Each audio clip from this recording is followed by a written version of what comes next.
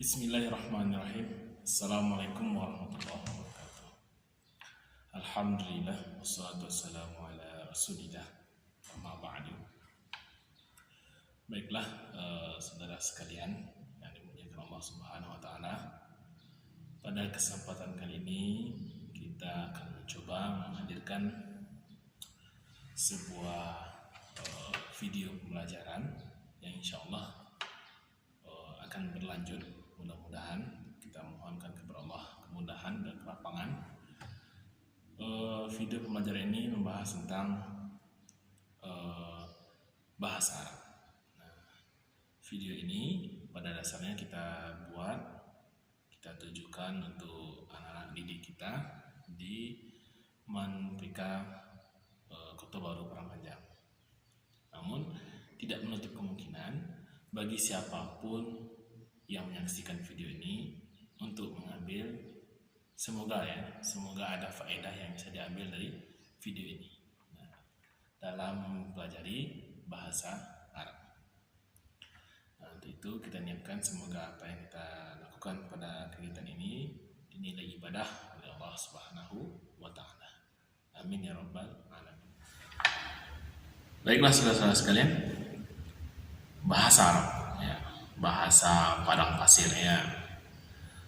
Bahasa Arab jangan terlalu diseriuskan seolah itu hal yang rumit ya. Insya Allah tidak.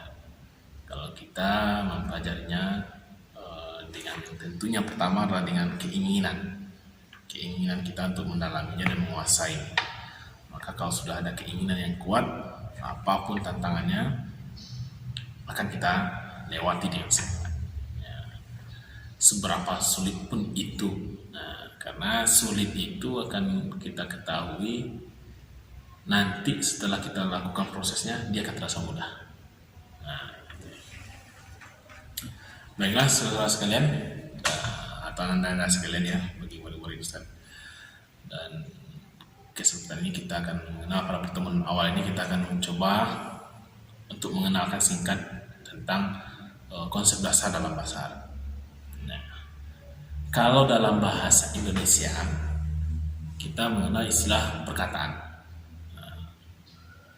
Perkataan artinya bahasa itu kan pada dasarnya kita gunakan ketika kita ingin memberikan informasi kepada orang lain, atau sebaliknya ketika kita ingin menerima informasi dari orang lain, maka kita menggunakan bahasa. Contoh dalam alam pikir kita ada informasi di dalam pikiran kita, ada informasi bahwasanya misalkan kita katakan contoh ya, mobil itu punya kepala sekolah. Nah, kita tahu bahwasanya mobil yang ada di parkiran itu adalah punya kepala sekolah. Nah, kita ini informasi.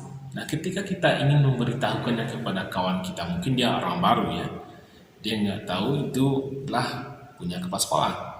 Artinya ketika kita ingin memberitahukan kepada kawan kita tadi, bagaimana cara kita mengirimkan informasi ini kepada dia?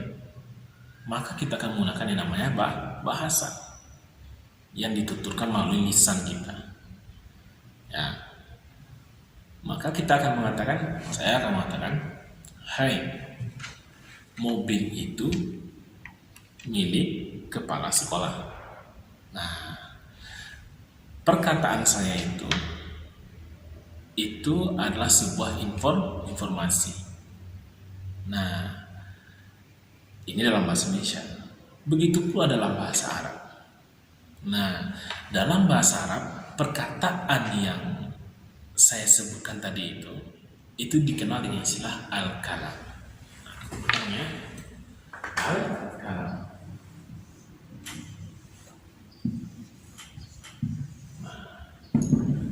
Boleh kita terjemahkan diartikan dengan perkataan. Maka bisa kita pahami bahwasanya kalam itu, perkataan itu adalah ketika informasi itu sampai kepada orang yang menjadi lawan komunikasi kita dan dia bisa menerimanya secara utuh. Nah, itu dinamakan dengan kalam, dengan perkataan. Nah, dalam bahasa Arab disebut dengan al-kalam. Nah, di sini paham ya. Jadi perkataan dalam bahasa Indonesia, setiap informasi yang kita berikan kepada orang lain itu namanya perkataan. Dalam bahasa Arab itu namanya al-kalam. Nah, kalau dalam bahasa Indonesia kita mengenal istilahnya perkataan itu terdiri dari ada kata di sana, ada kalimat di sana. Nah, ada beberapa syaratnya. Dia itu harus menggunakan huruf, ini namanya huruf Latin lah, namanya huruf Latin. Ada P, E, R, K, A, T, A, A, N. Nah, itu dia harus. Kemudian kita contohkan langsung kalimatnya. Misalkan kita informasinya tadi apa? Mobil itu milik kepala sekolah Kepsek. Nah, kita singkat Kepsek. Maka perkataan ini terdiri dari, kalau secara keseluruhan ini namanya apa? Kalimat. Nah, ada kalimat di situ.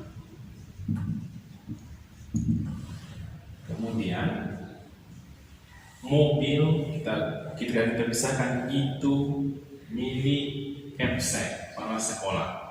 Nah, setiap ini namanya kata. Paham ya? Nah, begitu pula dalam bahasa Arab. Nah, kata ini terdiri dari apa? Huruf. Kata ini M-O-B-I-L. Itu dari huruf Latin, kalau boleh kita kasih tahu ya, huruf Latin. M-O-B-I-L. I-T-U. Nah, itu. Nah, dalam bahasa Arab, dan dalam bahasa Arab juga memiliki pola yang tak jauh berbeda. Maka ketika kita sampaikan informasi ini dalam bahasa Arab, maka misalkan kawan kita ini adalah orang Arab. Nah, maka kita kalau ingin mengirimkan informasi tentu dengan bahasa yang dia pahami, yaitu dengan, atau perkataan yang dia pahami, yaitu dengan al-kalam, itu dengan perkataan bahasa Arab. Bagaimana dalam bahasa Arab mobil itu milik sekolah? Nah, kita katakan dengan as-sayyaratu. As-sayyaratu li, atau misalkan ya, li roisi al-madrasah.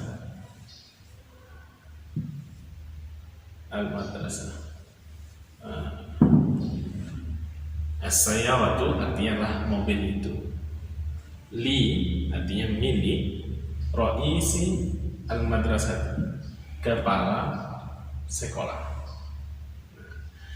Ini, nah yang sebelah kanan ini adalah kalam, sebuah perkataan yang di dalamnya menyimpan sebuah informasi yang utuh, yang bisa dipahami oleh lawan bicara.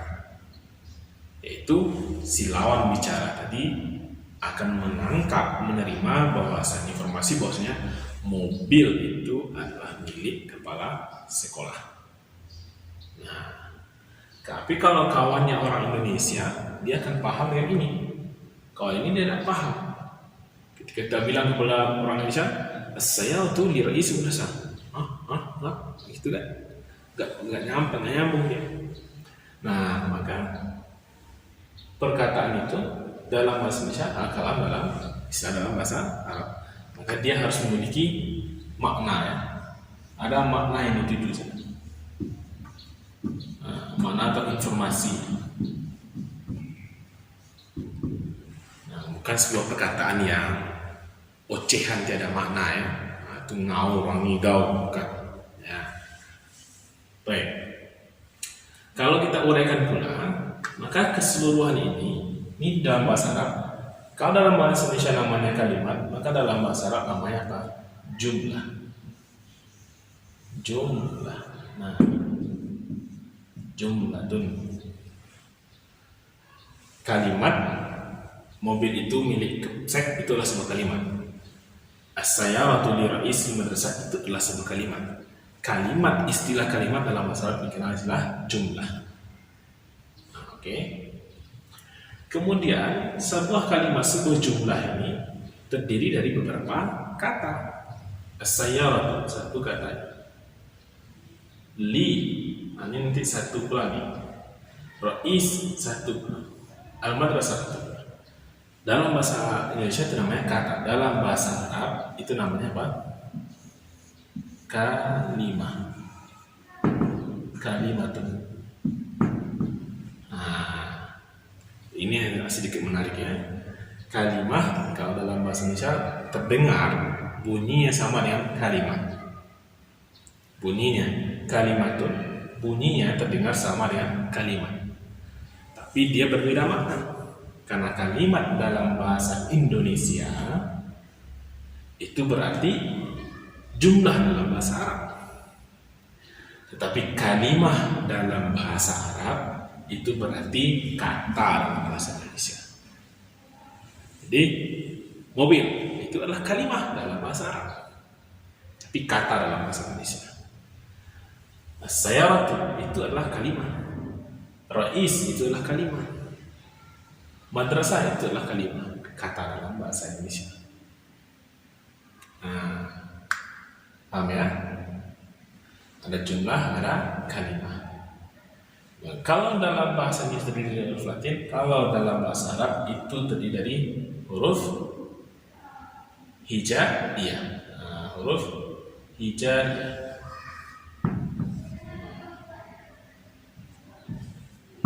Huruf hijaiyah. Alif, ba, ta, dan lain-lain. Ini ejaan dalam huruf hijaiyah. Nah, harus begini misalnya. Maka kalau kita tuliskan misalkan as-sayyaratu di dalam huruf Indonesia, misalkan tulis ya as-sayyaratu. Nah, maka apakah dia ini sebuah, kita menuliskan dalam Indonesia as-sayyaratu li rais madrasah misalkan. Apakah ini sebuah kalam? Sebuah sesuai dalam, bisa dipahami oleh orang Arab? Kalam dalam bagi orang Arab tidak. Karena dia tidak terdiri dari huruf hijaiyah. Dia terdiri dari huruf Latin. Orang Arab tidak bisa baca kayak ini. Tidak bisa orang Arab baca kayak ini. Maka dia tidak bisa dikatakan dengan kalam dalam bahasa Arab. Begitu pula sebaliknya. Ditulis dalam bahasa Indonesia. Dalam mobil itu memiliki ditulis dalam bahasa, dalam ejaan huruf hijaiyah. Bisa tidak orang Indonesia baca? Tidak bisa. Nah, itu ya. Paham? Kemudian ada makna dan ada informasi. Nah, tentu di sini juga ada makna. Informasi bahwasanya mobil itu adalah milik kepala sekolah. Nah, ini secara umum perkataan dalam bahasa Indonesia ada kalam dalam bahasa Arab. Nah, ini kita tekankan ini ya. Istilah dalam bahasa Arab itu jumlah, itu berarti kalimat. Kalimah itu berarti sebuah kata dalam bahasa Arab. Nah, mungkin sekedar perkenalan ya, dasarnya kita coba sampai sini. Nanti kita akan coba bahas lebih tentang al-kalam dalam sisi bahasa Arab. Ini ketika kita bandingkan dengan bahasa Indonesia. Nah, semoga bisa dipahami ya.